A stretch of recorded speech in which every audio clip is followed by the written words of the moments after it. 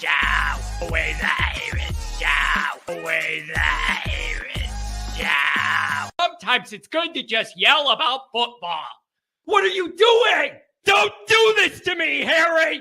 The Ohio State. It's Ohio State! What do you mean, the? It's a poison! I almost stroked out and died over it.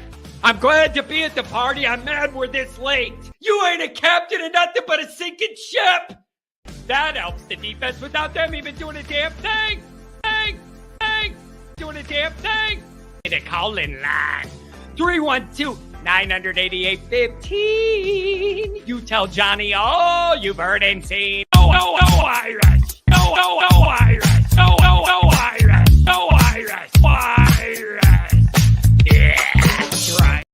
That's right. Welcome in. Welcome back, folks. Good morning. Thanks for being here. Look at this. Dr. John, Steven Arado, Mark Holzman, Carberry, we got the regular crew back. Craig, it's good to see you, man. I know Craig's usually working his butt off all over, driving around, doing his whole sales rep thing.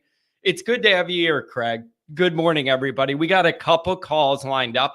Let's just throw it out there right away. Football's back. Even if it's just for a little bit. Until the depression that is summer happens, for me anyways. Leaving that blue and gold game is sad because it's like, dude, we don't have anything at all until August. So we're going to enjoy this. We're going to soak it all in, take every bit of it. With that, we're going to overanalyze things every day. You know how it goes. Every day that you get those little 15-second videos, this guy threw a pass, whatever, we are going to overreact to all of it because that's what we do and we're starved for football. So as we get into the spring conversation, we need to understand that's just how it goes. That's just how it goes. And it's not just us, it's everyone. So we need to understand that's the dynamic with which we are analyzing all of these things. So welcome in, welcome back. Tom Frawley, good to have you here. Angela, happy birthday. It's her birthday. God bless you, Angela. Happy birthday. You've dealt with me for like 20 years and it's a rough road. Happy birthday. Angela.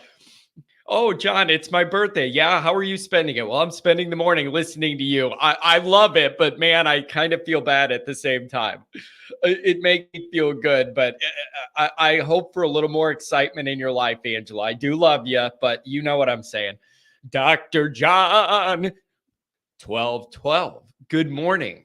Oh, ruler of the Irish YouTube realm. Ooh, that sounds regal. That sounds fancy.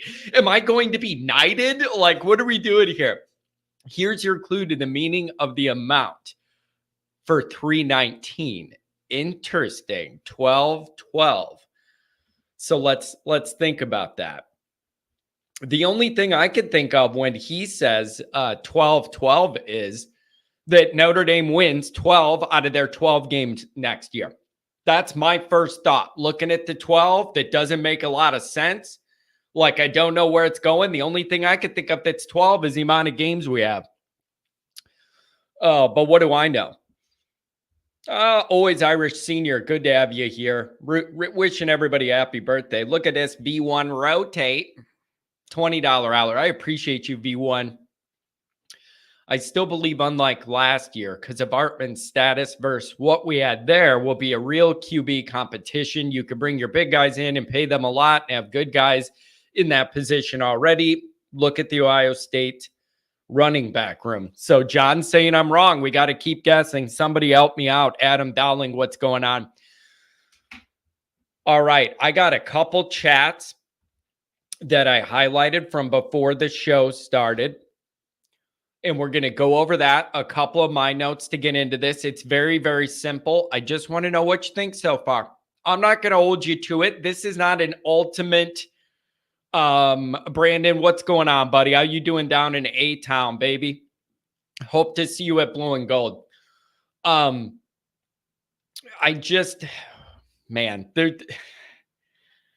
You want to buy in and dive right in with this spring. And you also, I understand if you have anxiety about doing that. I totally do. So that's where we're at. Let's get into this. Obviously, you can find the program on YouTube. Do it. Subscribe if you haven't yet. Appreciate it very much. Give the video a thumbs up. That helps Johnny Boy out as well. Notifications on that way you alerted every time a new episode drops. I know you don't want to miss it. Twitter. Search bar Always Irish Rat. Always Irish Inc. Emails alwaysirishnd@gmail.com. Audio only anywhere you want it. You can get it in the call-in lines. 312-988-15. You dialed up. Tell Yanni Boy all you've heard and see. We got a few callers already. I'm going to bring it to you. And I just want to know your initial reaction to spring. We're not going to hold you to it. I want to know your initial gut reaction. With the 12-12 donation, Ryan says Dr. John drank 12 packs last night. And he stayed up all night. He pulled an all-nighter, and now he's drunk typing me at 9 a.m. Oh, that's beautiful. 319-12-12. I'm going to say Notre Dame hosts a playoff game on 12-12 and wins by the strange score 3-19. You guys are getting wild with it. Instagram, Facebook, Always Irish Inc., USA Today, Irish Wire. You can read all about it. Patreon.com/alwaysirish.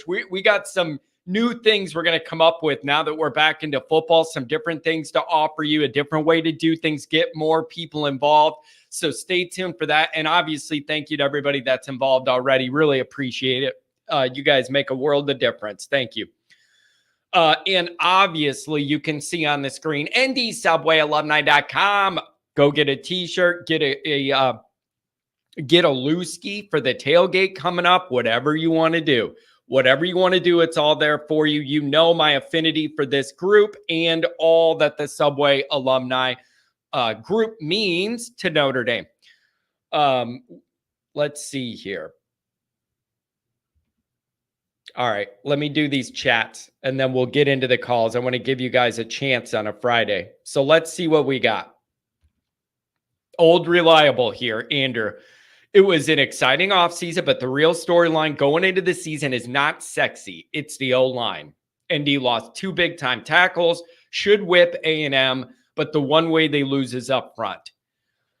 I wrote about this. I don't know when it's going to go live. I wrote about it yesterday. Specifically, I did a section just on this.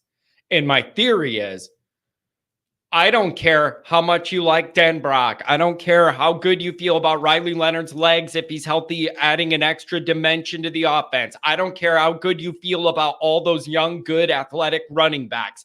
I don't care if you feel like Notre Dame this year has Ohio State's wide receiver room. They don't, but even if you thought they did, if you can't block it up, it isn't going to matter. If you can't block it up right, it isn't going to matter.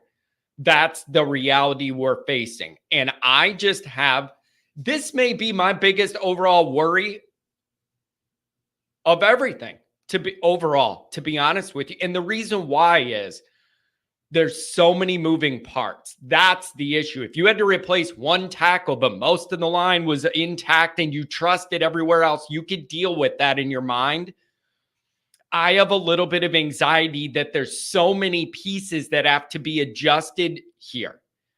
That's what gives me the anxiety. It's not just one guy here and one guy. There's a lot of moving parts on the outside and on the inside. And there's no better way to kill all of the dreams of Notre Dame. We got Denver. We're going to have a real offense now. Ooh, nothing can kill that dream faster than an offensive line that isn't prepared to block up what you need to block up in a big moment.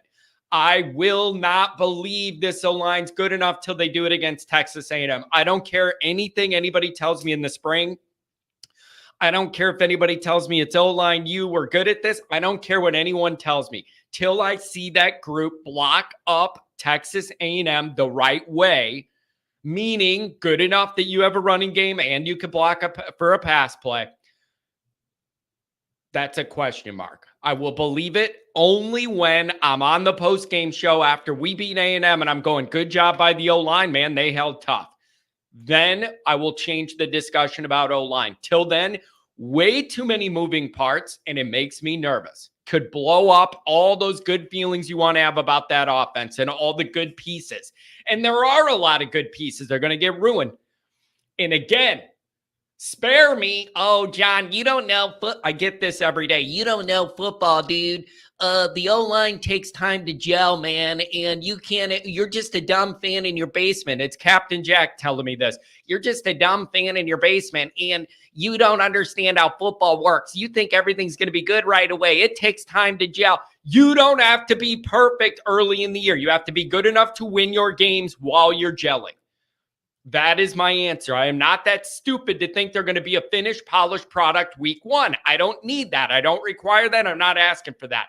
I'm asking that on your journey to O-line self-actualization as a group, that you're good enough, you can win while that process is going on. And I don't think that's too much to ask for a place that calls themselves O-line U. That's my speech. And I'm sticking to it. Callers coming up, I promise. But again, if I don't get through these early chats, I never get back to them. I would not be surprised if Indy brought in a transfer tackle. I'm not super confident in either tackle, let alone the backups. The issue with that, Andrew, is where are you going to find in the market a starting tackle leaving somewhere good enough to come and plug and play at Notre Dame? That's the issue I'm struggling with. I'm totally with you. But if there's a tackle out there good enough to start at Notre Dame, why isn't he starting somewhere else already? That's my question. And if there's a tackle somewhere that thinks he should be a starter, but isn't starting where he's at, what makes you think he's going to come to Notre Dame and do it? Like, those are the issues I have. There's not a lot of good starting tackles out in the market because they're either going to the league early or they're starting tackles somewhere good. So I don't know.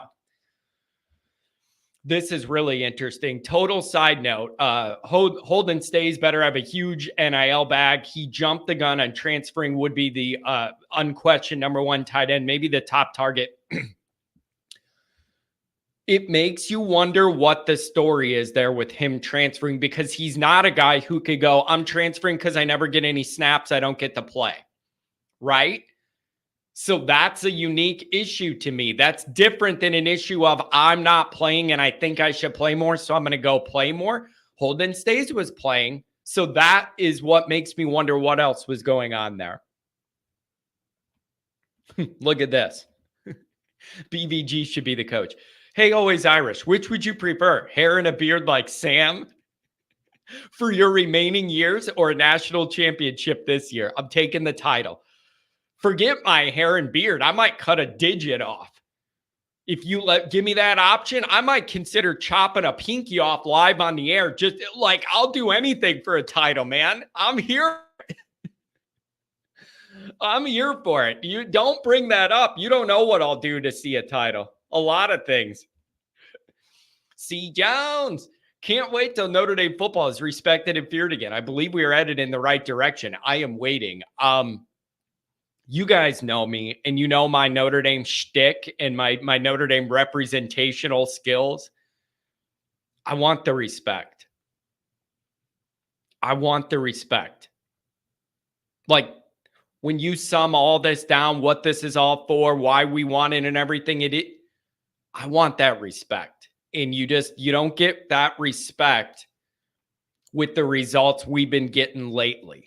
You know, you get second tier respect for putting together some solid seasons. That's not the national respect that I seek. And that isn't the respect that Notre Dame's built itself on over the years, is that second tier.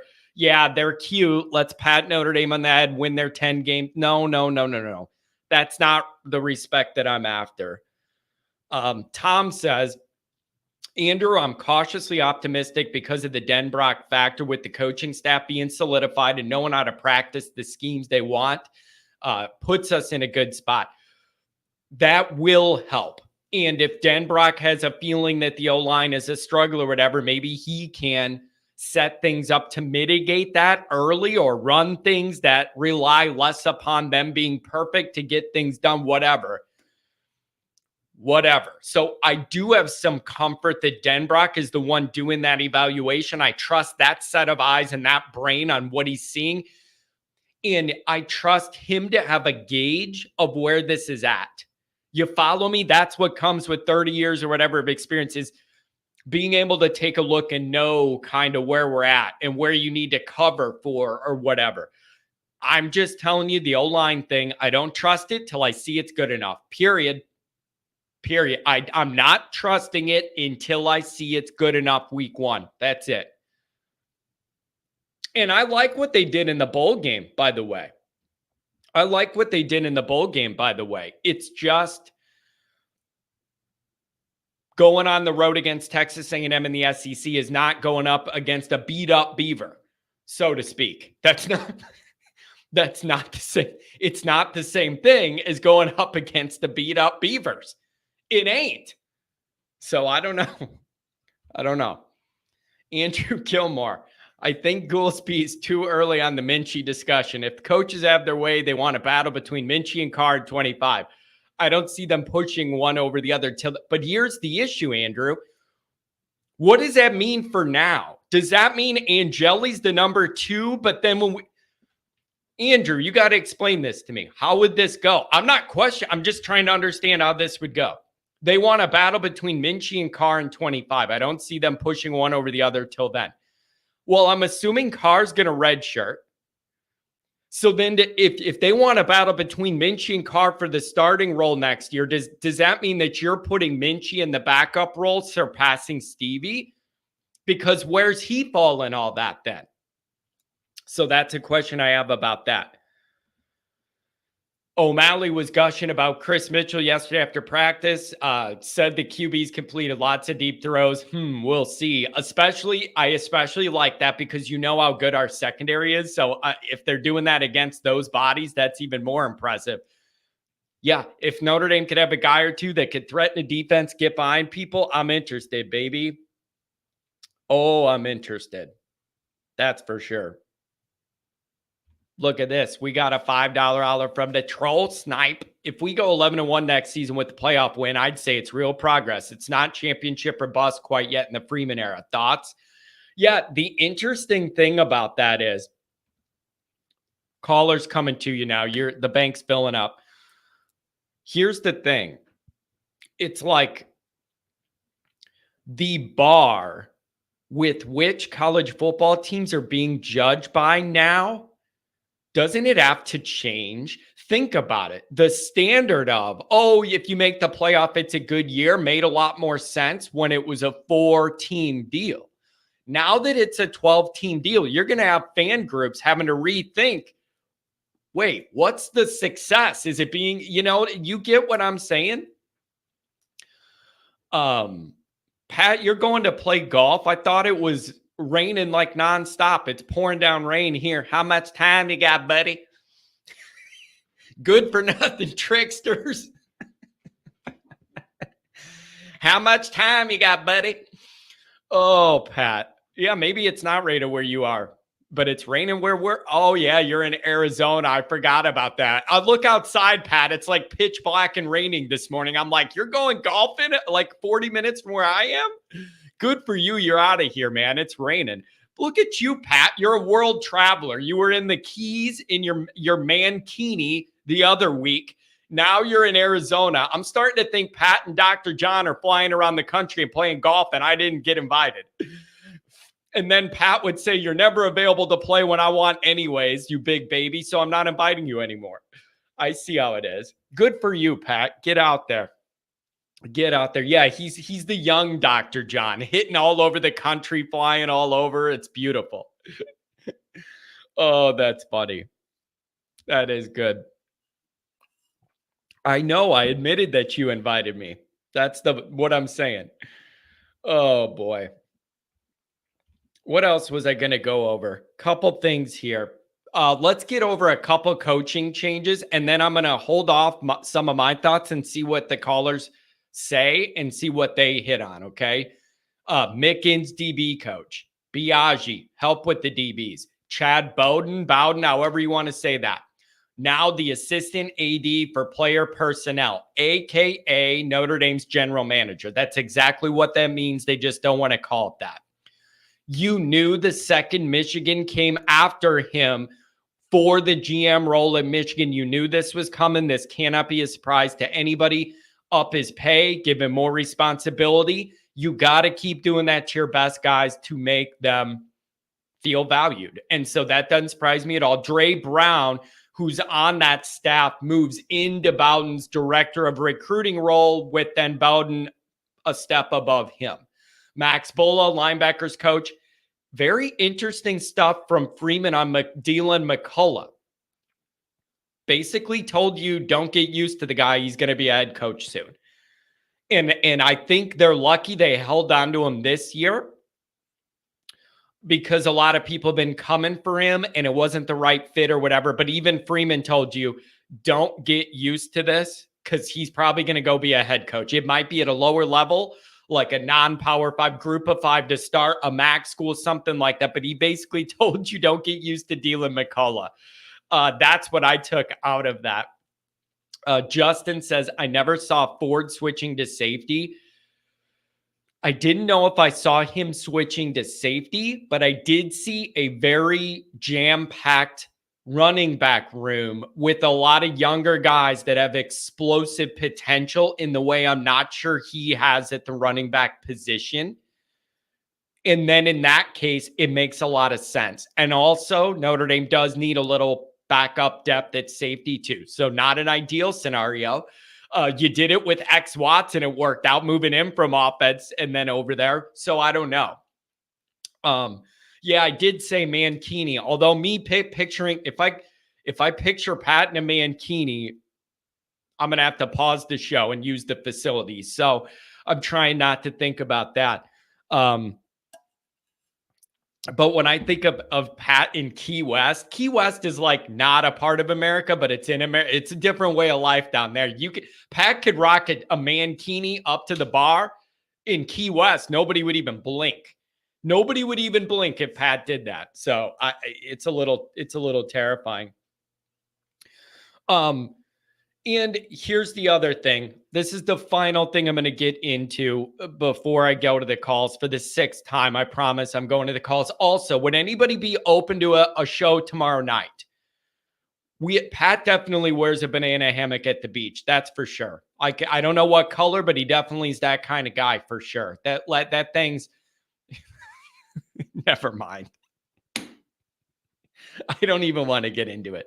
I don't want to think about it. I don't want to visualize it. I don't want to think about any of it, but it is funny. Let's just put it at that. It is funny. What is this? This thing just popped up on my screen and it says your data is going to be lost. I don't even know what that means. What does that mean? And why did it pop up on my screen? All right. Here's something we all need to understand. Here's something we all need to understand as we get into spring. And it's the final thing I'll say before we rip the calls, okay? Take everything you hear and read with a grain of salt. That means from the beat writers. That means from your head coach. That means from all of those official outlets for spring. That is not just a Notre Dame thing. That applies all over. That applies to every fan group for every team. Take everything you hear with a grain of salt. Okay? Coach speak galore. Competitions everywhere. Open competition, everything, blah, blah, blah. They're going to say what they need. Okay? They have their narratives. They have their marching orders. They have their bullet points. That's all I'm telling you. The first one we're going to cover is, if Freeman gets up there, it's a total open competition for everything, including quarterback, and we're not making it. They know what they want to do. They're waiting to see if what they see on the field matches it. It's just the way it is. So I'm just saying, take everything with a grain of salt. That doesn't mean it's... Whenever I say that, then I take heat. Oh, what are you saying? Freeman's not getting up there. You love Freeman because of the stand-up guy he is, and you're telling us he's going to get up there and not tell us the total truth? How does that make sense, John? It makes perfect sense, because Freeman doesn't owe me and you anything other than wins on the field. And he cannot get up there and tell you the total truth of what they think and see and hear about every single player and every position battle. It's never going to happen. That's not realistic. A part of the job is to protect what you have going on in the Goog. And that means Johnny Boy doesn't get to hear everything of the real story, what's going on. That's all I'm telling you. But don't come to me and go, you say Freeman's a good guy, and now you're telling me he's not telling us the truth? Yeah, that means he's doing the right thing for the program. You guys do realize these coaches don't get up there and tell you the truth. It's a perfunctory, obligated thing to talk, and they tell you the least amount of revealing stuff as possible. Everybody understand it. Get it through your brain. And it doesn't mean it's the when this has come up before, I've had people literally ask me if I respect Freeman less, if I think he's bending the truth because of what he's telling. No, I respect him more because he's protecting the operation. When they messed up the offensive coordinator hire last year, Freeman could not get up at the podium and explain to us why that happened and why the timing was so bad and what they messed up. If he was truthful, the entire operation would look like a Mickey Mouse junior high amateur hour operation. He had to do the right thing, and the right thing in that moment was telling us whatever he thought he could to get through that and move on. That, not less. That is a part of the job when you're a head coach. You got to cover for a lot of things and do a lot of that stuff. All right, let's bring up the calls. We got a bunch of them. Let's go through. I want to know, what are you looking at early this spring? 419. I got a 480, a 618, a 469, another 574. I got all you guys coming up. 419, you're on the line. What's going on? Happy Friday. John, how you doing, my friend? I'm doing very well. I got to tell you, I got a little pep in my step, and I'm in a good mood just to have Notre Dame football back, see guys running around, have stuff to talk about. So I'm happy about that.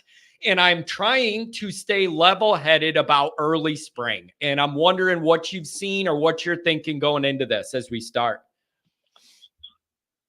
Well, after I got home from work last night, I have been up literally all night looking at all of the different reports, watching Freeman's press conference, everything. I've been looking at it all. I don't know if it's excitement or nerves. What are your big takeaways when you do that? The official start of 2024, Freeman talking, the little clips you got out of the video and everything from people at practice. What are your bullet point takeaways? What's top of mind for you? Well, I know Wednesday we talked about those receivers, but everything I've seen is they look amazing. Between I can't remember what some of the pages I watched, but between those and from what Freeman said, the receivers are looking a lot better. Did you see Freeman's press conference? Yeah, I did. Yeah, so he said he's seen more deep passes completed yesterday than basically all of the last season and possibly season before. Yeah, I believe that because the bar was pretty low. And here's the other part of that, though. I'm assuming that means that they are playing, there's a defense out there. And what it makes me think about is we have a really good secondary, one of the better ones in the whole country. So that also factors into how I react to hearing that news, because if they're making those plays, theoretically it's against our good secondary, right? Yeah, it is. There was a play where BMO made this insane one-handed interception. But then a few plays before that, can't remember. It's one of our freshman receivers, not Cam Williams. One of our freshman receivers went up and mossed one of our defensive backs. Man, just here's my thought. I am fully confident the offense, the wide receiver room is getting a lot better. They're digging out of that roster hole, not having any bodies, getting some more athletic guys. I'm very, very confident this group's going to look better this year. How much better? Isn't that the question? Like, I'm very confident it's going to be improved over last year, and that's a low bar again. How much better can they get? That's a big question of mine. is I feel like they're going to be better as a unit. How much better, though? That's the part I'm waiting to see, and we all are. Yeah, that is definitely what we're looking for. Another big thing I was really paying attention to is when they were talking about the quarterback. Seemed like, from what everyone was saying, it seems like we're pretty sure there's no open competition for the starting job. Like, we're about 99% sure of that. I am. But yeah. Listen, man, it's really tough, though. You're going to see all those car clips, and everybody's going to say he looks in total control. It's going to be Riley Leonard if he's healthy. Nothing's going to make me come off that. Nothing. That's what I'm sticking to. If he's healthy, it's going to be him. I'm much more interested in the backup competition that I see being between Steve and Minchie, because they're going to want a redshirt Carr no matter what he looks like. That's where I think we're starting this from. Yeah, and I agree with that. What I was getting at is apparently Angeli was getting a lot of snaps with the ones, and Minchie was barely even mentioned in a lot of those videos in that press conference. Yeah, so that's what I took away from that. It seems like early on from the winter, some of those reports we've seen that Minchie was looking better might not have been completely true, because Angeli is starting out looking like he is right now winning that backup job. Yeah, and my question is then, if that's the way it goes, what happens with Minchie?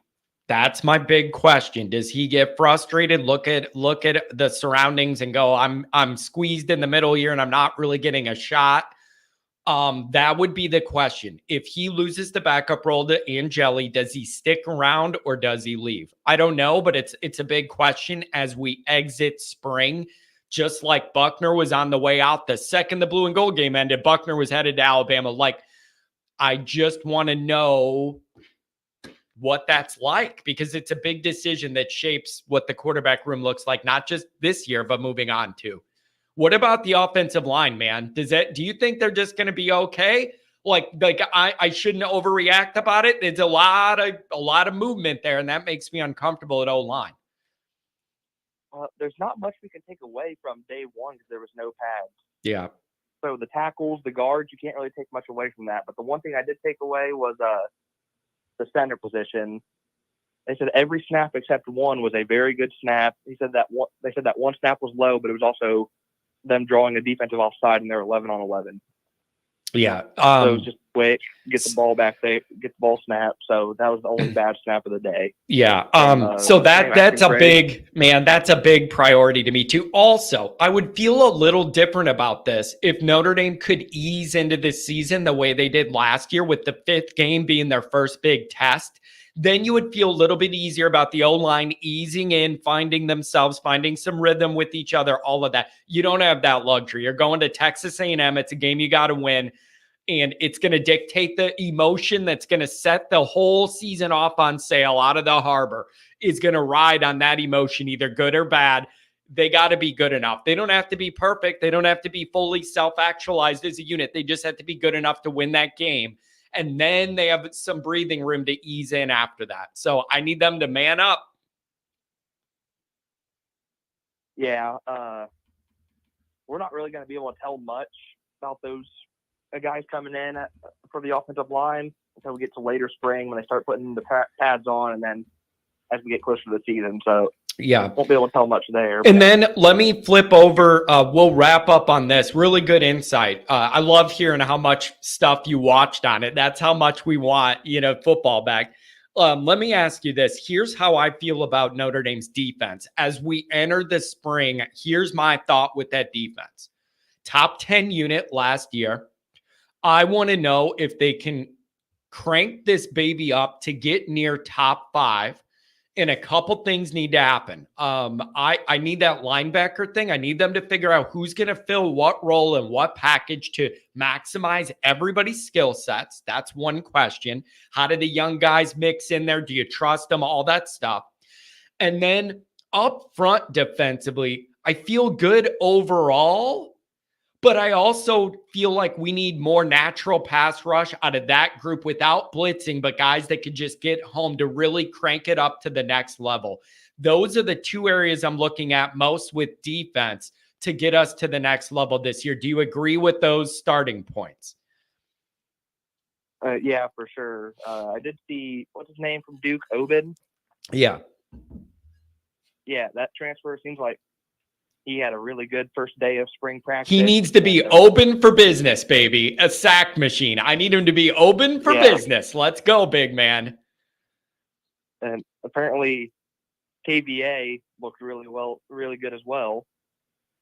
And he was getting snaps with first, second, and third stringers, Freeman said. And Freeman said in that press conference he thinks that KVA could get a bunch of snaps early on, which is something we talked about the other day, so that made me happy. Yeah, and he's advanced. And when I say advanced, I don't just mean physically. I also mean mentally. Like, he's one of those guys, the great linebackers, you know, you watch a lot of football, those where you can see that they have a natural inclination to know where the ball is. Like Manti had that, to just know in his soul where he needs to be and position his guys to be near the play. Like, he's got that kind of gift that you can't teach, you can't learn. It's just in you. He's got that linebacking gift. I'm getting goosebumps just thinking about it. Some people are just meant to do certain things in life. That kid's meant to be a good linebacker, and he has the instinct. And I think that could pay off early. Find a role for him. What would you think about this? Find a role for him where it's not overwhelming. You don't have to remember every single thing about the whole defense, but give him these niche package roles where he could most benefit what's going on. I don't know. That may be a way to ease some of these guys in, like Osbury and KVA if he's ready. I don't know. What do you think of that? I'm in the same boat as you. I am, especially when it comes to KVA, I'm wanting them to find his role. Because I've heard both playing like some outside coverage linebacker. I've heard inside linebacker with him. I'm hoping they get this figured out before the season starts, but you know, we're going to see a bunch of rotation in there. Yeah, you definitely are. And then here we'll wrap up on this. Good call. Way to start us off. See if you agree with this. When I took some time yesterday, like you, to go through, take a look at what everybody's saying and the film and everything. Here's my initial broad thought, not breaking it down into the minutia, but a broad thought is my initial look at all this yesterday was Notre Dame's roster is getting better. It's getting deeper. It's getting more athletic. It's getting longer. There's more going on. There's more little sparks out there on both sides of the ball of like, ooh, that like there's something there. I feel that with way more parts of the team now. That's my initial takeaway is there's little sparks that excite me, and there's more of them on this team than I'm used to. That's my initial surface level takeaway. I don't know. Yeah, I am. There's a lot of parts I'm excited about. There are some of those parts that I'm nervous, just like you, like with that backup quarterback, if Minchie would leave, with the line, with even the line on both sides of the ball, I should say. There are those little parts that kind of got me a little nervous as we're going into like an unknown there, but overall there is a lot of exciting parts. Yeah, in the program right now. Yep, and now's the year, man. Now's the year to get it. It isn't even about who we play. It's the spacing. The spacing of this schedule is much more favorable to Notre Dame than last year's for a lot of reasons. You don't have to wait 2 months for a bye. You're not traveling to a different country. You're not going to play 4 night games against undefeated teams in a row. Like, the spacing of this, I'm much more comfortable with, and it helps Notre Dame. So this is going to be a big year, and they got to ramp it up. Anything on the way out? Real quick, have you seen we already got another elite quarterback visiting later this month? I did see that. And you want to talk about this? I'm glad you bring that up. Let's wrap this call up with this. No one, even the biggest Freeman questioner, doubter that there is in the Notre Dame fan base, none of them can tell me the quarterback room is not night and day compared to what it was under Kelly and Reese. Nobody could tell me it isn't 100% improvement. And you know why I say that? 2 reasons. We have 4 quarterbacks everybody genuinely wants to see that thinks could help the team. That's never happened in my life at Notre Dame. There's 4 guys that everybody sees as having upside that they want to see more of. And then also, here's my other evidence to that. Not only do I have 4 guys I'm genuinely intrigued with, but the last couple guys that regime had as Notre Dame quarterbacks, they're not even playing college football. I really want people to think about what that means, that the last 2 guys we had, Buckner and Punt, they're not even in football anymore. So that tells me the level this was all at, that your last 2 starting quarterbacks at Notre Dame are not even playing college football anymore. That tells me the night and day here. Big difference. I never thought Notre Dame would be the program with the problem of we might have too many good quarterbacks. I know. It is a problem I am happy to have. What a good problem to have. And if you end up having to have one of these guys you really feel good about leaving because we have 1 or 2 that are better, man, I'll take that. A good call to start us off this morning, man. Thank you very much. Have a good weekend, buddy. You too. Take care. Let's keep it moving.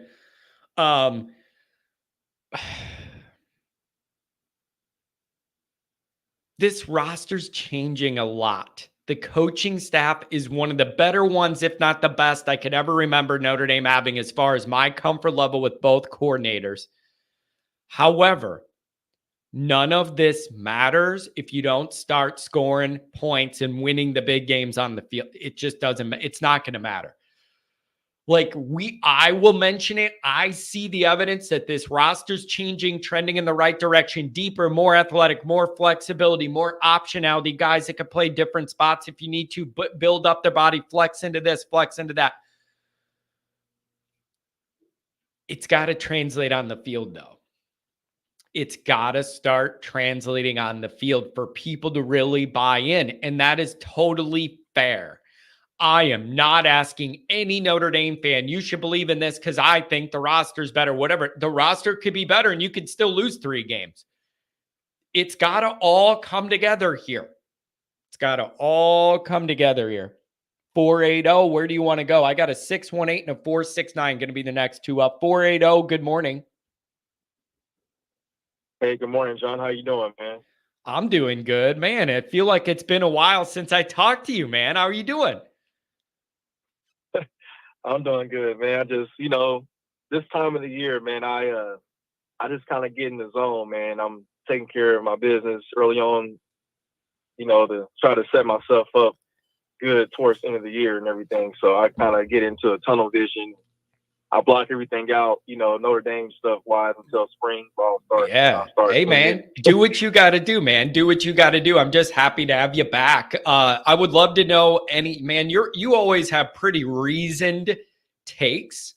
And that's why I'm interested to hear what's on your mind as we start this spring. Well, to start, the latter part of what you said is my, same sentiment. And that is, all this will be nothing if we don't win games. I mean, and I'm one of the biggest Freeman supporters out here, man, but this is the 3rd year and the expectation now is going to be very, very high.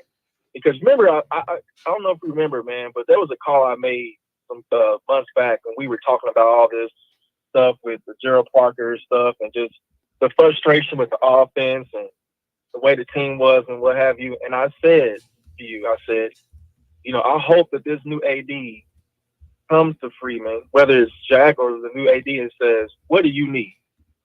And then gives him everything that he needs. And then, because then the trade-off is, okay, I got you what you needed. Now I need something. I need you to win.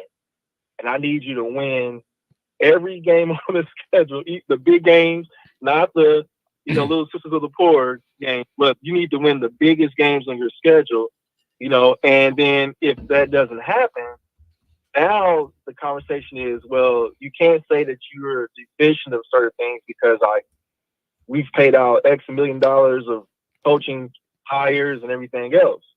And so all this will be nothing if Freeman can't get over the hump, man, and win these games. But I believe that this is the year that he's going to do it. I have an optimism that what's happening, man, is everything is piecing together. To hear that the receiver, and then watching the video yesterday, I'm gonna tell you, man, when I was watching the video clips of the receivers, to me, they look like almost similar to like Ohio State type receivers in terms of the speed, the technique. See, now, everything man, looks okay, but I want to get excited about it too, but are we falling into that trap of we don't have football all winter and then it comes back in spring and everything looks great and we complete a pass and everybody's doing backflips? Like, I never know how to gauge it, man. It's been a problem my whole life with spring practice. The defense does good and you're like, the O must suck. And then the offense does good and you're like, does the defense suck? Like, I can never figure out the actual realities of spring football at Notre Dame or anywhere else. Man, I was looking at some of the technical things, and man, the speed has definitely improved. Like, I can definitely tell that we have faster receivers. That Mitchell kid and the Harrison kid, oh my God, man! Like, man, those guys.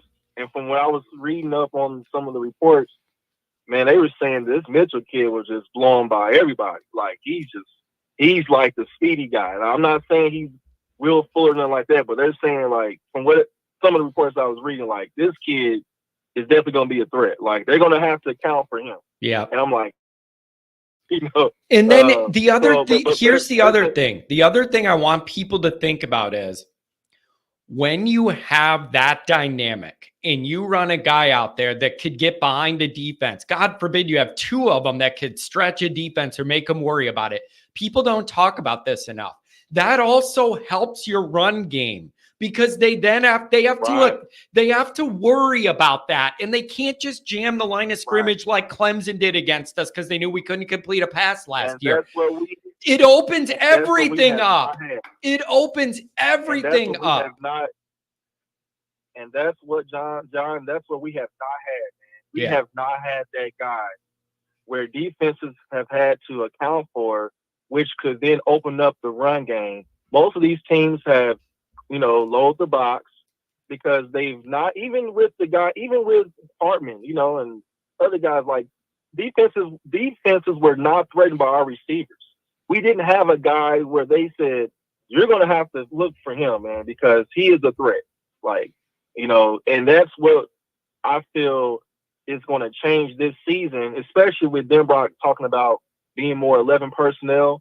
Like, I'm excited about that, man, because, that means, like, we're going to make defenses have to spread out, which then can open up the run game. And then also it goes back to the point of the conversation about the O-line, because even if the O-line is not to the par of what we really want it to be, having a dual threat type quarterback situation where you got guys that can run, stretch extend drives, like, Riley Leonard that can, extend it for another 6-7 yards, can help the O-line even kind of like mask it a little bit in terms of if some of the tackles are not doing some of the things that we would want them to do to make it a solid, offensive line and what have you. But I'm just excited, man, because I feel like Golden, of course, this is his, third year into this defense. So I'm just excited about that portion. But then now having a veteran guy like Denbrock, who has coached for X amount of years, knows how he's coached almost every type of quarterback you can imagine. He's dealt with, these offenses from all different structures. So he understands what is necessary in terms of how to get the best out of a quarterback, how to get the best out of a running back, wide receiver, even the O-line. So, I'm excited, man. And I feel like this could really be a year where things just like come together for once. Like, there's not a lopsided situation where the defense is the one carrying the team all the time or vice versa. It's like there's an actual maturation of both teams coming together and balancing each other out where, like, for what we set on the schedule, dude, we should be beating teams by at least minimum 2 touchdowns. like minimum. Yeah. I'm not talking about what it could be. I'm talking about minimum 2 touchdown wins. How, and then, score-wise, how important to you is week one? Like, you can make the playoff if you lose that game, but it gets a lot harder momentum wise and your margin for error. I don't think they're not going to be a great team, but the moment is huge. And I'm having trouble explaining that to people that they're like, well, they're not going to be a highly ranked team. It's not that big of a deal. It isn't about where they're going to be ranked and if I think they're elite. It's about the moment's big for Notre Dame, no matter what you think of A&M. That's my point. The moment is huge. Well, it's perception. And the bottom line is that no matter where Texas A&M is ranked or not ranked, the perception is this is an SEC team. The perception is you're going down to College Station, which is known to be the 12-man, environment. And so, look, like, we have to win that game. There is no ifs, ands, or buts about it. We have to win week one because of the perception that college football will have about Notre Dame, that, okay, we went down to a hostile environment and beat Texas A&M in their house, no matter whether they're ranked or not ranked, because of the perception that this is an SEC power. And the fact of the matter is people, of course, I saw the whole talk about, Stephen A. missing hairline Smith, talking about Notre Dame and what we have, Nice. What have we done and all this kind of bullshit. I like that. I like that. I just wish I could make fun of it more. But with my hairline problems, I don't think I'm in that position. So I gotta let you handle that insult because I don't think I'm in the position to go there. Hey, like Mike Gill said on All About the Benjamin, he said, "You ain't got a 4, he got a 5 head." Yeah. I'm telling you. And if Kelly was here, I'd have a 7 or an 8 head by now. I'm just glad it slowed down a little bit. Man. I would have passed that already. You would have been bald by now, man. You would have just had to cut all off and deal with it. Oh man, you're not lying. I appreciate it. I think some of my hairs are growing back in. I don't know what color. They might still be gray. I don't know, man. It's so, dude. Let me ask you this. Do you think there's anything I'm thinking about earlier in this call when you said it just feels like things are building to a point here with the roster and the staff and Freeman getting eased in and everything we talked about. It makes me want to ask you, do you think there's something to that year 3 thing that has been a thing over the history of Notre Dame with coaches in their 3rd year? Do you think this is the latest example of that? Or do you think it's just kind of coincidence that it lines up this way, that everything points in a direction to year 3? What do you make of that history at Notre Dame compared to where we're at in the moment in time now? I think I look at it more like, more like coincidence than the year 3 thing, because, I mean, the fact of the matter is, like, the fact that Jack, decided to, retire, and we got the Pete guy coming in, and the attitude that he has about wanting to win football again, making Notre Dame football about football, like the school about football, not, just a wine and cheese cracker type environment. Is exciting, and it's like a coincidence of like all this change in college football, and then having a guy come in that actually is about wanting to be about winning football games and winning championships. It's just like all a coincidence, and then being able to get Denbrock back to Notre Dame was probably one of the biggest wins of the offseason outside of keeping Chad too, because I mean that was a huge keeping Chad and getting Denbrock were the 2 biggest wins, I feel, of the entire offseason, because the things that we complain about the most are the things that Freeman was able to retain, or add team. And so I'm just, I really feel like, man, this could be a year that can really transcend, because I feel like with Nick Saban retiring, all that, there's a window right now. There's a window of opportunity that Notre Dame has to actually win the game, like win and not just make it, but actually win the whole thing. Like, we have an opportunity, you know, but if we miss that window, there's not a chance that we might get that window again. And Freeman is like, you step into that wave, man. It's like the eye of the storm, where you don't feel the storm, but you're in that kind of the calm part of, like, you have a chance to kind of just level out a little bit and make some transition. Like he has the opportunity to make something big out of this, man. But if he doesn't do it, then, you know, I can't blame what the administration or what Pete or whoever wants to do after that. We spent all this money to get you what you wanted, and yet we're still not seeing the results. And the fan base, man, I mean, we've talked about this repeatedly. How many years has Notre Dame waited for a national championship?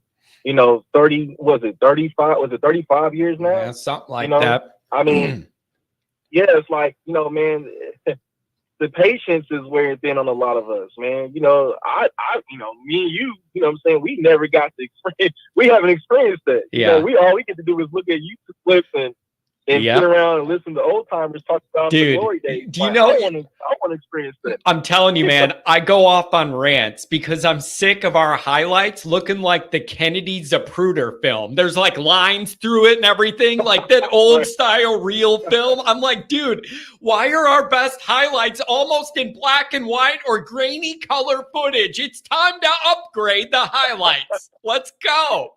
Give me some 4K highlights on YouTube to watch, not VHS where I have to hit the tracking button. Right. Yeah, man. I'm excited, man. You know, I really feel like for the first time in a long time, at least the first time in my existence of being a fan, and I've been a fan for 20 plus years, but the quarterback room, I mean, it's a good problem to have. You got 4 solid quarterbacks, and it's not a, you know, well, it's a huge drop off from 1 to 4. Like, everybody could actually get on the field and win a game, win multiple games. And so I'm excited, man. I just feel like now it comes down to the coaching and the development. You know, Freeman not making these boneheaded decisions on the field, coaching, you know, coaching errors. Like, we got to bring it all together, because and I feel like Freeman knows that. I feel like he knows, like, okay, like, it's got to come together. Yeah. He's got a lot of what he needed, man. A lot more than what, you know, and I'm sure you know way more than anybody else about what's going on. But from what we're seeing on the outside, he's getting a lot of additions, man. It was like a huge jump of addition from last year to this year, you know. And so I feel like the expectation is very high. And my expectations is high because I'm expecting us to win all the games. Hey, man, Freeman knows that. Freeman knows. You feel it. Right. You feel it, man. You know, year 1, you're going to get a little grace period. And you know, year 2, you're going to get a little less, but some great, like, you feel that. And Freeman's supremely tied to reality. He knows this is a big year. I'm hoping there is a different energy with all this, because they know this is the year. So. Absolutely, man. Anything else? Absolutely. Really good to touch base with you, man. You're a good caller. I miss you. Thanks for checking in. Anything on the way out? Oh, man, just you know, tell Pat, man, just put on the rain jacket, man, out here in Arizona. You know, it's actually getting better. The sky is clearing up now. So oh man, yeah. I don't think Pat headed to Arizona expecting rain on the golf course. That's got to be disappointing to the old boy. Oh, man. Oh, yeah. Hey, man, thanks for giving me a call. Give me a call back whenever you get a chance, man. Enjoy speaking with you. Thank you. All right now, man. Take care. Yep, take care. What a well-spoken caller. I like those guys. Homer TD with the $10 holler. Love the new Fireside Chat studio setting your debut recently. I wanted to add a second set for either here or Patreon. I can't do the call-ins because I don't have the mixer in the other set. Follow me here. I just wanted to create a different vantage point, a more comforting environment. Me in a soft recliner in a warm mahogany light, like a more relaxed situation, just to see how that feels, change your guys' eye level, what you're looking at. And I don't know, I'm glad people liked it. The sound isn't as good. I'm not in a room with my soundproofing. I do have another mic, but it's just not as good. So yeah, I mean, I can work that either way. Oh, all right. We got a few more callers. We're going to go to them. But first, here's a word from our client. In today's digital age, seamless and secure transactions aren't just a luxury. They're an absolute necessity. That's where Paisley comes in, completely revolutionizing the way businesses handle payments. Whether you're a startup or an established large enterprise, Paisley's cutting-edge payment solutions are designed to propel your business forward. Imagine transactions so smooth your customers barely have to lift a finger. With Paisley, that is your new reality. Our platform offers an array of features from instant processing to ironclad security, ensuring every transaction is not just a transaction, but rather a step towards building long-lasting customer loyalty. Why choose Paisley? We're not just another payment processor. We are your partner in growth, dedicated to providing personalized service that understands and meets your unique business needs. The platform's intuitive, our fees are transparent, and the support team is unmatched and unrivaled.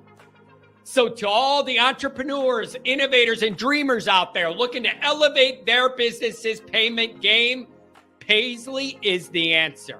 We're more than a platform. We are a movement towards a frictionless financial future. Ready to join us? Visit paisley.com to learn more or contact Always Irish famous caller Tom Frawley, Chicago's very own, for a personalized Paisley consultation. You can reach Tom at 773-332-7742 or tom@paisleypartners.com, and be sure to mention Always Irish sent you. Ooh, look at how quick I changed clothes. Wow, how did that happen? Are you guys impressed with how quick I changed clothes? Oh, I love doing that read for Tom. I love it. Blyberg said John is our malnourished Joe Rogan.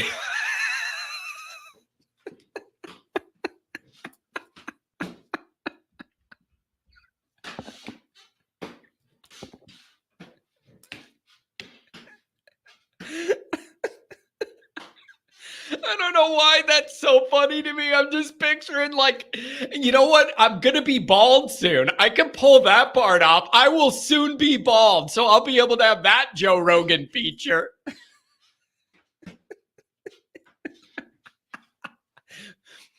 Bro, did you hear about that 800-foot anaconda that attacked all those hikers in the Amazon?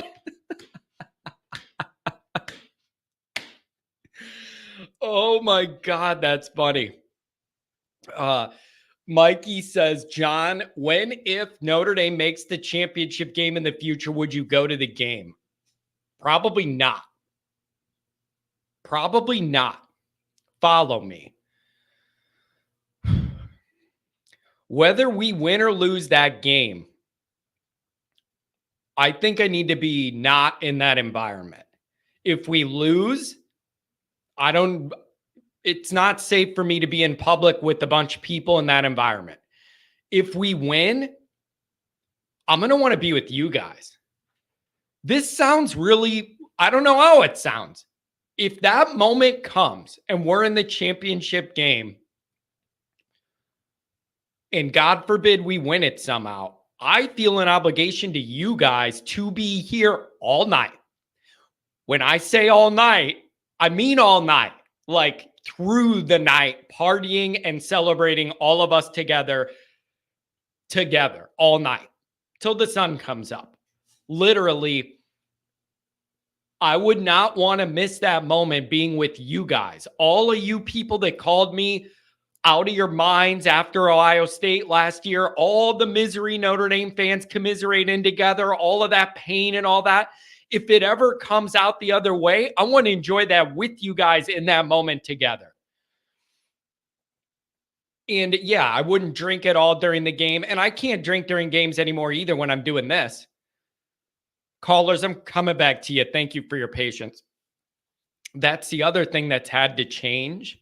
Would I take every caller that night? Every single caller would be on the air, and we would literally go till the sun comes up.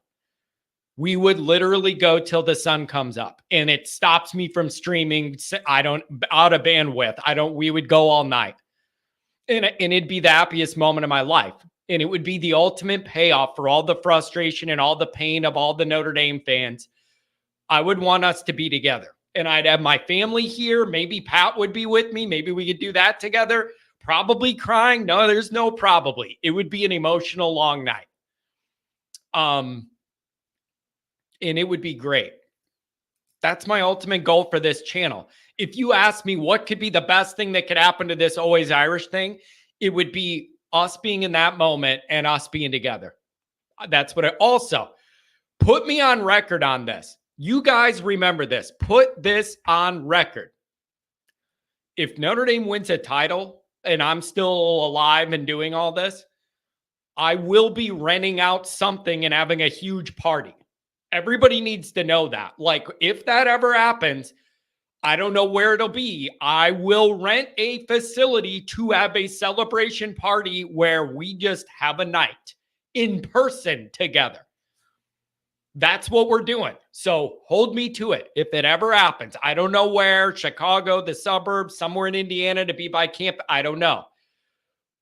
But we're having a blowout. We're having a huge party and we're doing something big. So let's hope we get there. Let's hope we get there. 618 and then 469. What's going on, 618? Make it great.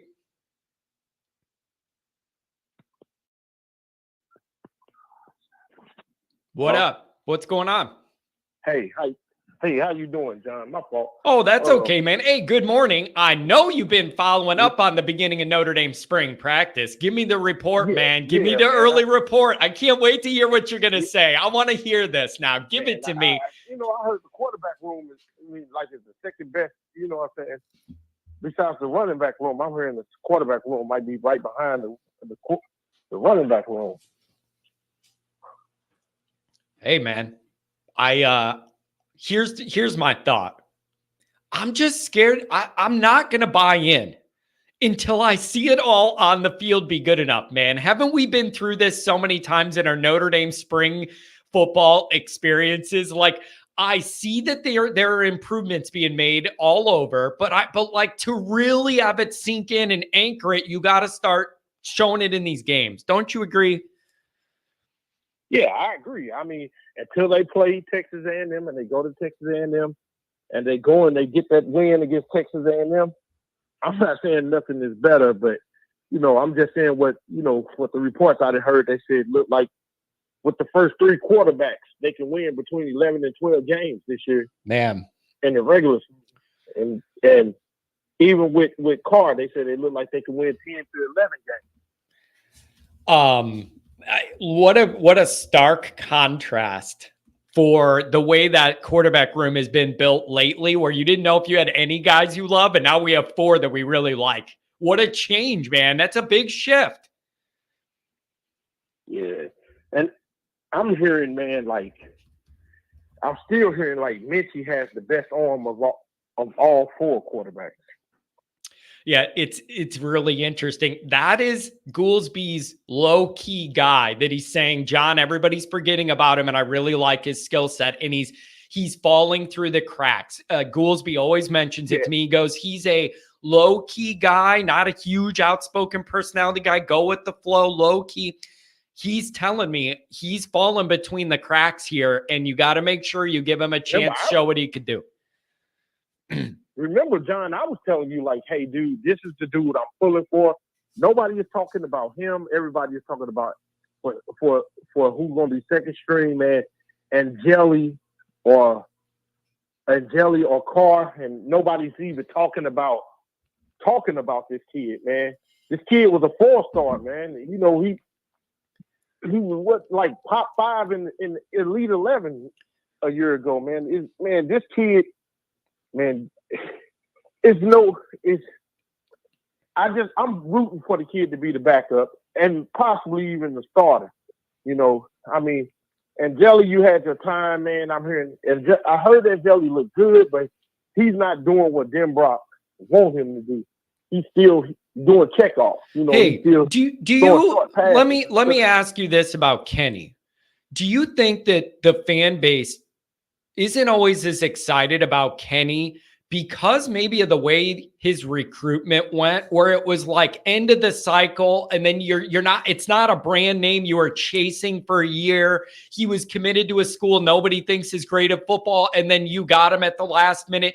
Do you think that influences why he doesn't get as much hype as the other guys, or am I making that up? I don't know. I'm genuinely asking.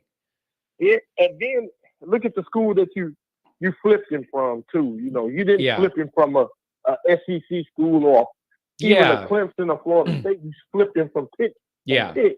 And people kind of look down on that like, man. That's what I'm thinking too. Dude, I think that's a part of it. I do. I really think that's a little bit of the part of it. And all I ask is that he gets a chance to show what he could do. I'm not saying he's got to be the starter of this.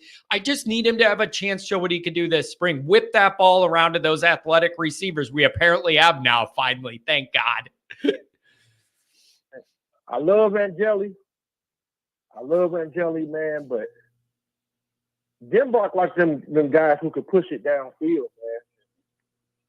Yeah. So far, it said, you know, first practice, they said it looked like just like last year. They said, they're saying that he can get it downfield. I got to ask you this. What's your anxiety level with the offensive line? How do you feel like Denbrock can scheme away some of the early rust off that line that isn't gelled? Or is that going to be a big issue for you? Like, I don't want to let it worry me, but it's worrying me. What is your thought about that O-line? There's a lot to replace. What do you think?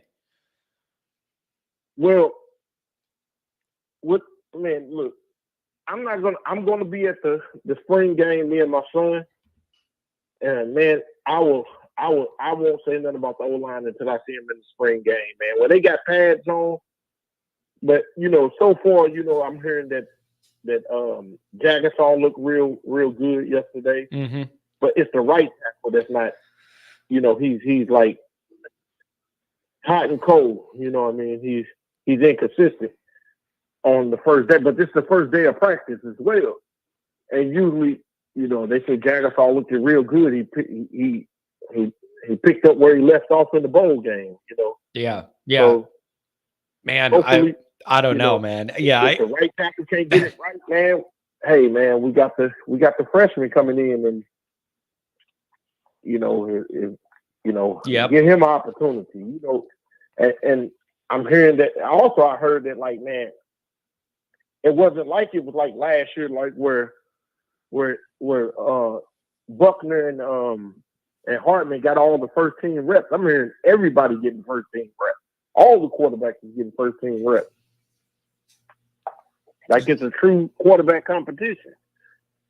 Yeah, man. I don't know how this is going to go. But I'm here for the ride. And all I know is that offensive staff's got to have a plan. They got to know what they want to do and how they want to break this up. You know what I would really like to know too, man? I wonder what the staff thinks behind closed doors when they talk about these quarterbacks. Like, I know what they say and the opportunity they're going to give everybody to show what they can do. I wonder behind closed doors what my guy Gino and Denbrock and Freeman, I wonder what they really think about that lineup of those quarterbacks. It's one of the biggest questions to me.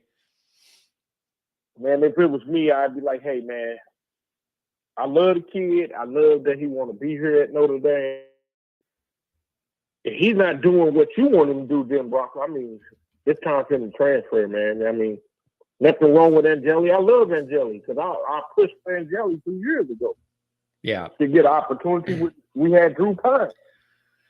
But, nah, man, if he can't push it down the field like you like your offense to push it down the field, then he got to find somewhere else to go. Yeah. And then let me ask you this. Are you buying into the wide receiver hype that it's really going to be a competitive, different looking unit this year? Or do you think we're a little easy on that and our bar is a little low right now and we're just excited to see guys running around catching balls? What do you think the reality is with the wide receiver room as we get into this? Where are we starting from? Man, you got to look at it like this, man, John, man. You got probably a top five defensive backfield in the country. I think most people agree with that. Yep. And you got Chris Mitchell like running around them, man. Like he's destroying these DBs. You know, I don't know about the other receivers, but I'm excited about Chris Mitchell. That's something we haven't had in a long time. We haven't had 4.3 speed at Notre Dame in a long time. And again, it isn't just about that one guy making plays. It's about the fear of what that guy could do, making a defense defend everything a little differently. That I look at that as a big picture thing. It isn't just about him. The threat of that, if you have the threat of it, helps everything else. And I was listening to another show and they were talking about the Louisville game, like how, you know, it's not going to be many teams this year that's going to play man to man on, you know what I'm saying? Yeah. On Notre Dame. And, I guarantee Louisville by the first quarter, the beginning of the second quarter, they're going to go zone. They're going to have no other choice but to go zone. Yeah. And then let's flip it over, man. I'm not going to finish this discussion with you without asking about the defense. I feel like the defense is in a position to look for the icing on the cake, the cherry on top. They're a top 10 unit, bring back a lot of things people trust.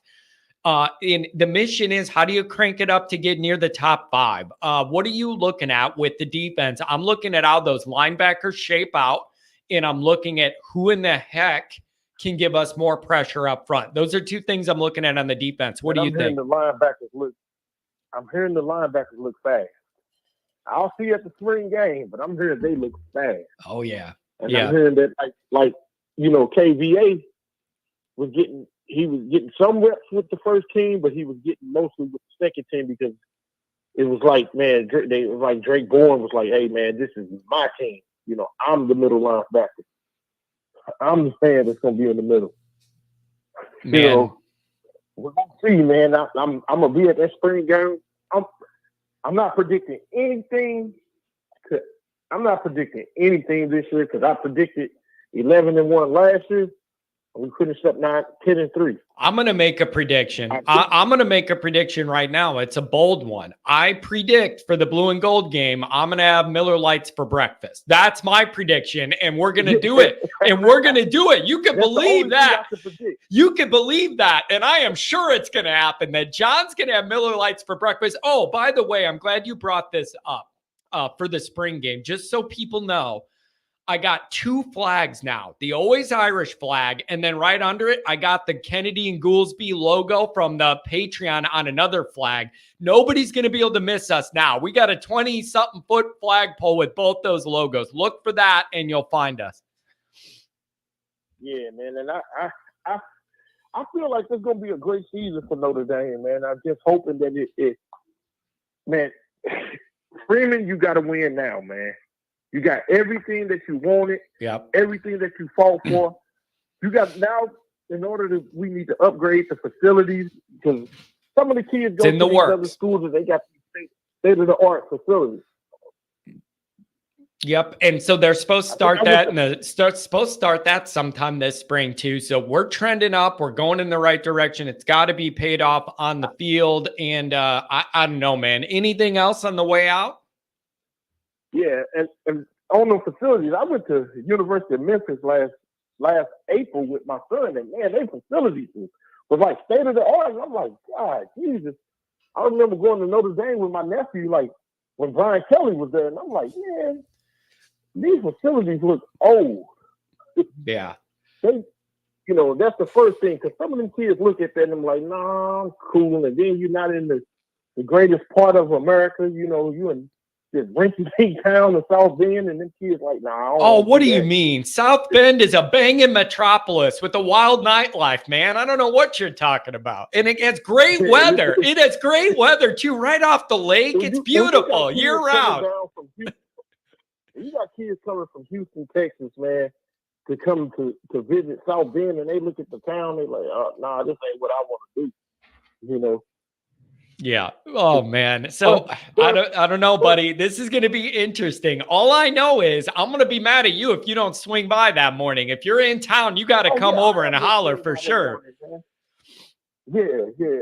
I'm just saying, man, like, man, I want to see Deuce Knight, man, because hopefully he at the spring game. I know he said that he'll be in town in like the end of this month. Hopefully at the spring game, I want to see him because they say he like 6'5" now. Yeah, man, it's I don't know. This is all, we're trending in the right direction in a lot of areas, but people are not going to fully believe it or buy in until they prove it on the field. And I cannot tell anybody that that's not fair. After all we've been through, especially if you're close to my age, 39, I can't tell anybody that's not fair. One thing I was just telling my nephew last night, I said, man, the worst thing for BSPN is Notre Dame get to the national, not even if they win it, if they get to the national championship, what excuse do you have then? Because what excuse do On 3, 24/7 rivals, all them people that's against Notre Dame with these recruits, what do you have then? What do you have to say? Yeah. They did everything, they fought the odds, and they did everything that you said they couldn't do. Yep. Oh, dude, I'm getting some anxiety because I want to buy in, but I want to hold off. You know what I'm saying? I want to buy in, but I also want to hold off. I just can't. And that's the same thing I've seen it too many times. I've seen it too many times. And everybody, day one, everybody's great and we're running around and all that. And every team has beat writers. They're right. We look good this year. This is going to be the year. And half those teams suck. It's just, it feels like this is all getting better, though. Practically, I could point to markers that dictate to me that it really is getting better. I don't know. Yeah, man. And it's just that we start paying the pay to play situation like every other school, man. If Freeman can talk them into somewhat doing that, man. Other schools better watch out, man. Notre Dame might win about 10 straight national titles. Oh boy, man, this is going to be a big year. It's going to be a fun spring game. Hey, thank you for giving me a call, man. Have a good weekend. Oh, all right, John. Hang in there, man. Take care. I mean, he's always excited. Adam's talking about wine and cheese. I might have a t-shirt offering surrounding that soon, as well as some other spring specials I whipped up. Wait and see what I came up with. I'm always trolling. 469, you're on the line. What's going on? John Kennedy is a beast. Wow. The screaming banshee of Notre Dame football fandom. Man. In any video, we wonder, will this be the one where he has an aneurysm? Will a vein in his neck burst? You got the big guy voice, man. You got the big guy voice. That's like a,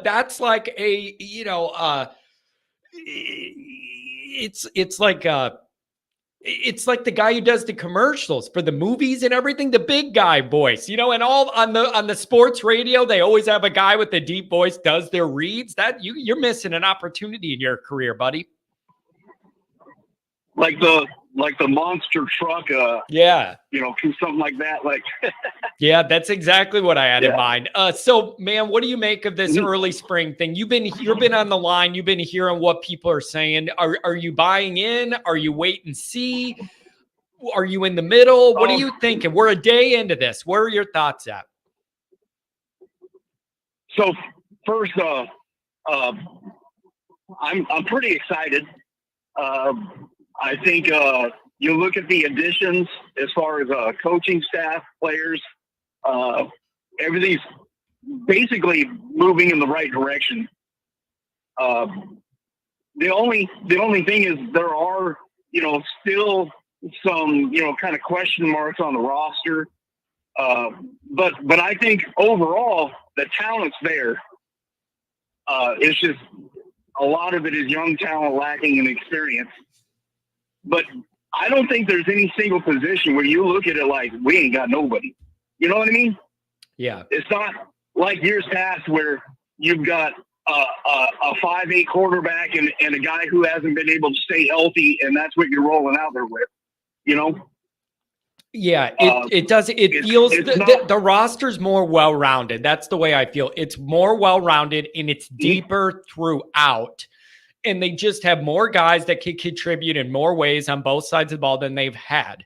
That is obvious to me. That's a fact. The issue is I don't know how that translates into wins or losses on the field next year. Like, I see that the talent's different. How do you get it to perform in a way where you don't lose 3 games again? That's the big issue. Yeah. I think I want to basically kind of make a point, but I want to use an anecdote that I heard from another podcast. Anyway, they were talking about there's this other podcast. They had a guy on who actually attended practice in person, and he was describing some of the things he saw. And one of the things he described is he said there was a touchdown pass, like a kind of an over the top of the defense touchdown pass, and the team was celebrating. The offense was celebrating, like in the end zone. And this guy said he heard Mike Denbrock. Denbrock is upset about something. And then he realized, no, Denbrock was just simply yelling at him. He was telling him, this is what we do. And the point was, act like you've been there before. Don't act like this is the first time you scored a touchdown. Act like this is something you do on a regular basis. But hey, Denbrock's gotta understand we don't have a lot of passing touchdowns, so we celebrate them when we get them, man. We're not used to it. You got to jump around when you can, baby. That's funny. But sometimes you got to act like you've been there before you've been there. You know what I mean? Yeah. Sometimes you got to act like a champion before you are a champion. Yeah, I like that. I think this falls right in line with Marcus Freeman's mentality. There's an aspect of going into a game with a workman's mentality, or like it's a business trip mentality. Marcus Freeman seems to want to do that in a better way than Brian Kelly. Brian Kelly, he talked about it's a business trip, but the problem is his business trips were dispassionate and uninspired football. Yep. Almost without Marcus fail, Freeman, with very, very few exceptions. I will give him at Oklahoma in 2012 was the high point of Kelly's career to me, going on the road and getting that win to stay undefeated. Outside of that one, almost every other one falls under that category. And I think what Marcus Freeman wants to do is, we're going on a business trip because we're so good, we're going to beat your ass. We don't have to get up emotionally. We don't have to build ourselves up like this is a Super Bowl. We're going to beat your ass because we're that damn good. Yeah. And I think that's the killer instinct I see with Mike Denbrock. We're going to put the throat on the neck, and we're not going to let up till it's zeros. I like that, man. And maybe that's a part of this I underestimated, is Mike Denbrock's attitude and mentality to instill in those guys. We're going to cram it down people's throats. We're going to be aggressive, and we're going to go out there to make big plays. We're not going to play scared offense. We're going to go for it. If I was a player, that would excite me. I'd want to go play for that guy. It's the type of coaching that has a player, I'm willing to run through a wall for this guy. Yeah. Because that he's got my back. Yep. Win or lose or whatever happens, the play succeeds, the play fails. This guy's got my back. Man, that was the next thing I was going to say out of my mouth is, that dude has your back, and he totally, and did you hear what he was saying? He told the players why he came back to Notre Dame, and it's such a special place, and he wants to work with those Notre Dame guys that are dealing with the school and everything. Like, the guy loves Notre Dame the way we love Notre Dame, and that's why we're going to love him. It means something to me to have a coach that wants to be here because he loves Notre Dame, not just the paycheck that comes with coaching at Notre Dame. Those are different things. I love the aspect that the beginning of the season, the very first game is go into the SEC, go right into their backyard, whether people inside the SEC, people outside the SEC, whether ESPN, it doesn't matter who it is, whether they respect Texas A&M as a team or not, you're going into their backyard, you beat the crap out of one of them, and then you look at Brian Kelly like, is this what you wanted? And then watch his team. His team's he ain't gonna do nothing this year, It's probably going to be an 8-4, 9-3 season, Yeah. Yeah. It's, he's got a little bit of rebuilding to do now too. He lost a lot of talent off that roster, and obviously the quarterback he lost, that's a big deal. They're going to run with Nussmeier, I guess, next year. Not nearly as mobile as Jaden, but he's got a decent arm. So I don't know, man. I see things practically changing all around the program that are improvements and what I want to see. However, until it gets paid off on the field, people are going to have doubts, and I think they're justified to have them. I cannot question anybody who's reluctant to buy in on anything with Notre Dame after all we've been through in the first 2 years of Freeman. I see things changing. You got to prove it, though. Prove it. Yeah. It's one of those things. I think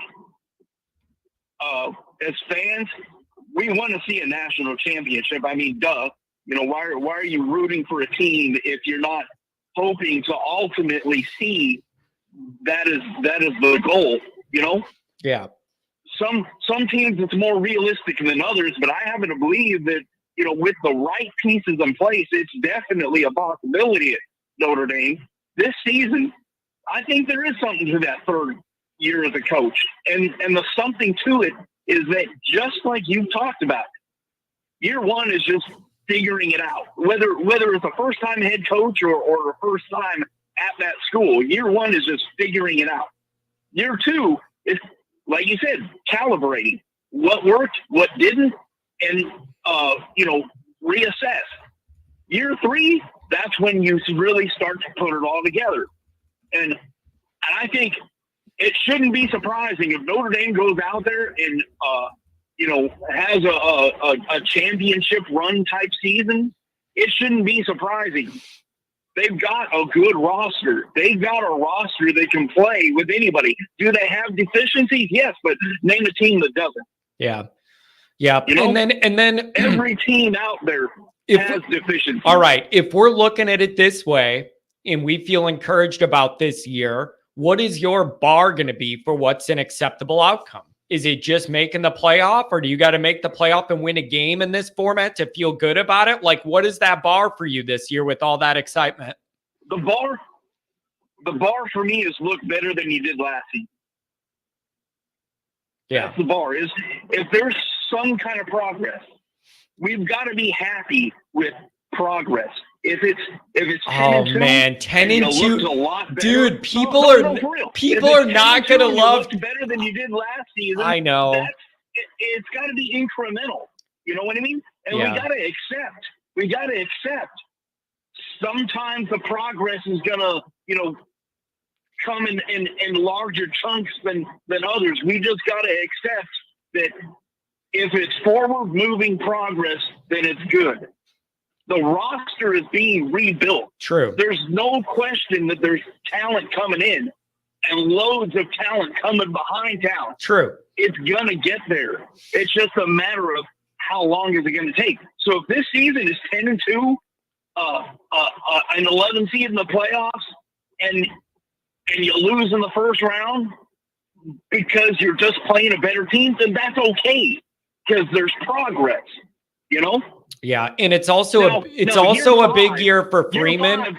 Hey, the other thing is, right. It's also a big year for Freeman because they're talking about extensions on the back end of that contract and those discussions being had sometime during or after this year. So it's also a big year of that as far as overall with this stuff. Unless this season is a face plant, unless the season is just a regression, like 8-4, and you look pretty bad, and you look like you didn't belong on the field against some teams. If it's not that, then he deserves a contract extension. Yeah. Yep. Listen, all of my big picture markers, he's doing a good job on. The talent's getting better. The coaching staff's better. The behind the scenes stuff's trending the way I want it with transfer stuff, the facility stuff, NIL, the speed that they approve guys to be able to transfer in or not. All of that stuff's trending in the right direction, but I gotta see it on the field. Oh yeah, absolutely. I'll put it this way. In 2026, that'll be his fifth season. If it's still one of those 10-2, and you're hoping to get a playoff spot, and it's like you're just backdooring your way into the playoffs, then that's the time to question, okay, is this really the right guy? Or did we just simply hire him too soon and he's in over his head? That's when you get to that point of questioning, has he peaked? You know? Yeah. But if it's 10-2 this season and narrowly make a playoff spot or on the bubble, maybe you don't make a playoff spot because it's like, you got beat out by one team, but the team looked better. Like the offense looked like, wow, we've got an actual real offense, and maybe the two losses come because an untimely injury or, just bad luck, the ball bounced the wrong way kind of thing. Things happen. But if the team looks like they're performing at a higher level, that's progress. And then going into year 4, if it's like, okay, now we're really starting to look like a championship caliber team. And then year 5, it's like we're knocking on the door.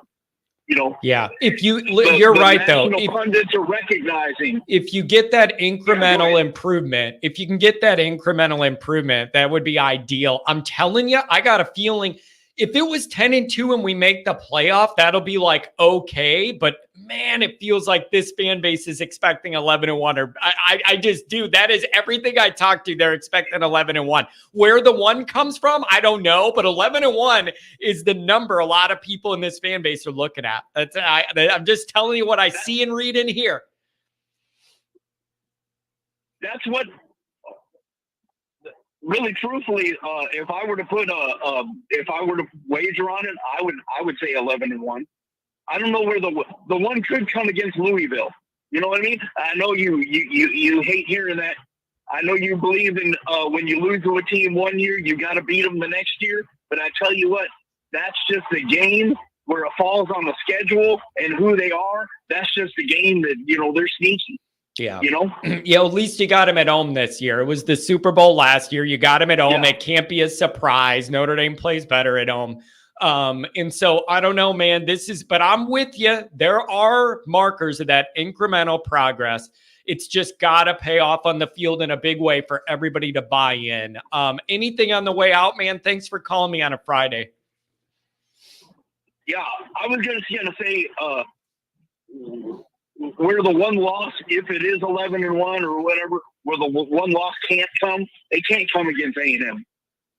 Yeah, and it's because the problem is if it comes against A&M, it'll be the same tired ass narrative, broke down ass comments from the national pundits. Oh, same old Notre Dame. Yep. Oh, they're overrated. Blah blah blah. And it's just we need to beat that ass and put to rest that narrative of Notre Dame can't win on the road in a tough environment. Yep, that's a part of it. That's all a part of it. And that'll come from the national media and it'll come from our fans too. So it's a big moment in a big year.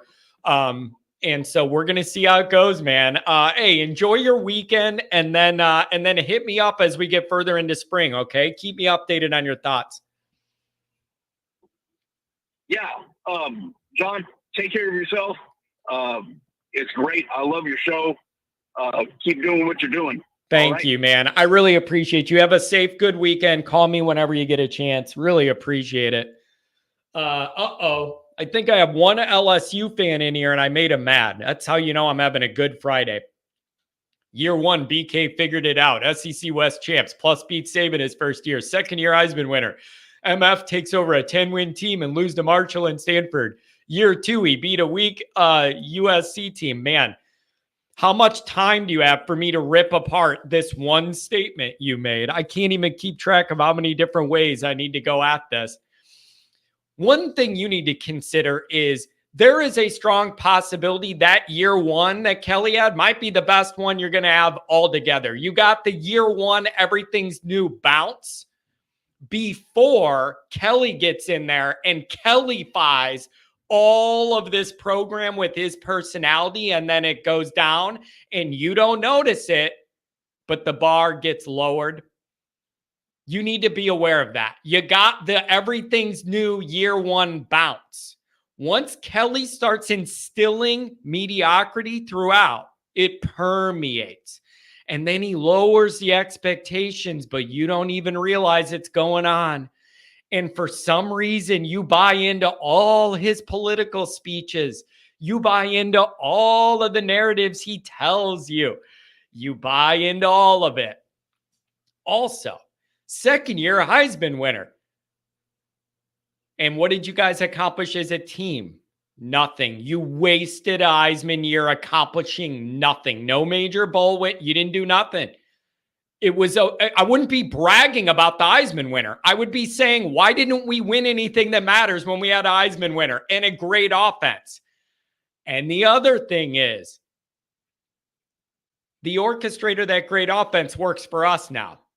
You got to think about that too.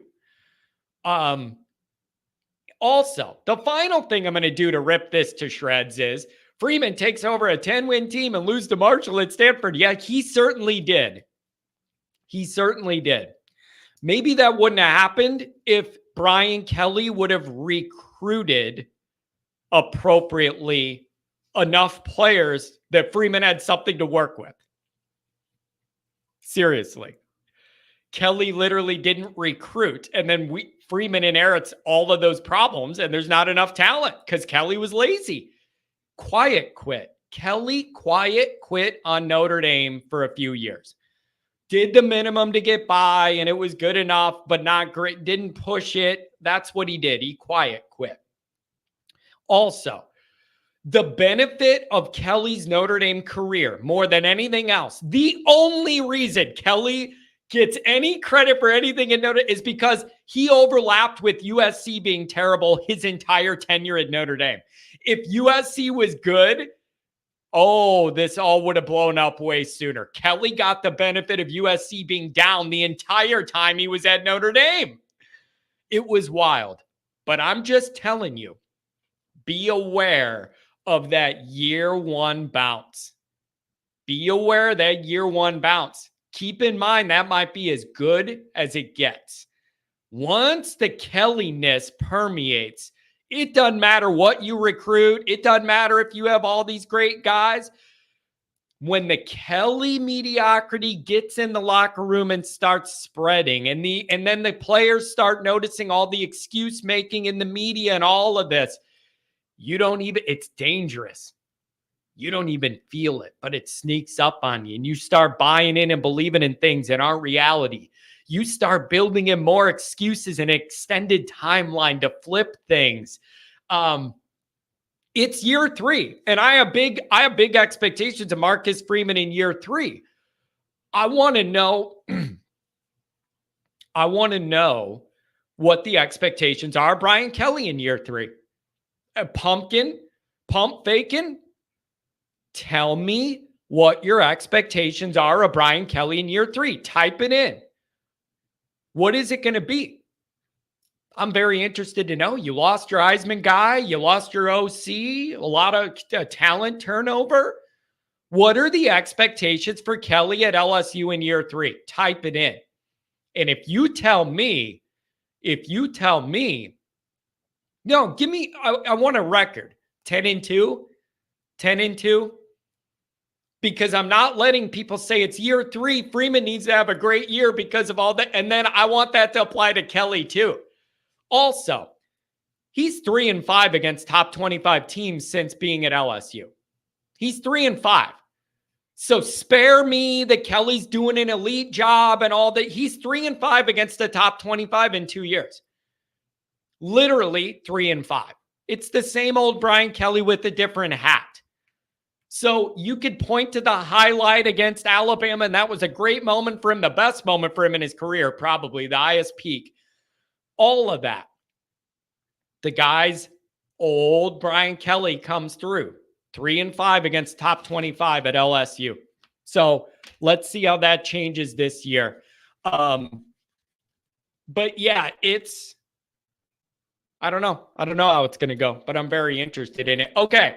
Thank you, everybody, for being here. We had a great show. It's good to talk about football again. A lot of calls, a lot of chats. Thank you for the super chats.